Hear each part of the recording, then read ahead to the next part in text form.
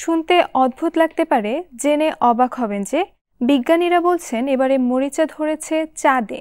চলুন জেনে আসি বিস্তারিত। সাধারণত পুরনো কোনো লোহার যন্ত্রাংশ ফেলে রাখলে মরিচা পড়ে। বিজ্ঞানীরা বলছেন চাঁদে মরিচা পড়ছে। মরিচা পড়ার এই বিষয়টি ভবিষ্যতে চাঁদের অভিযান, সম্পদের ব্যবহার ও সেখানে রাখা সরঞ্জামের নকশাকে প্রভাবিত করতে পারে।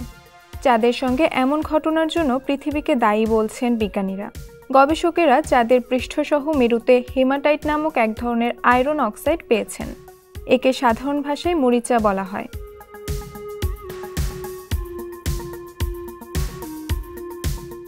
বিজ্ঞানীরা চাঁদে মরিচা পড়তে দেখে বিস্মিত হয়েছেন।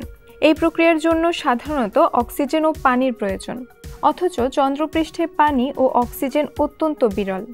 জিওফিজিক্যাল রিসার্চ লেটার্সে এ বিষয়ে বিভিন্ন তথ্য প্রকাশিত হয়েছে। এই তথ্য পৃথিবী ও চাঁদের মধ্যে গভীর সংযোগ বুঝতে সাহায্য করবে।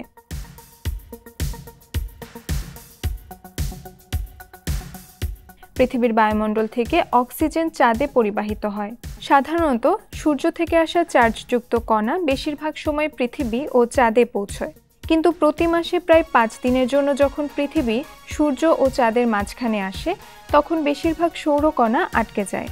এ সময় চাঁদ মূলত সেই কণার সংস্পর্শে আসে যা পৃথিবীর বায়ুমণ্ডলের অংশ থাকে।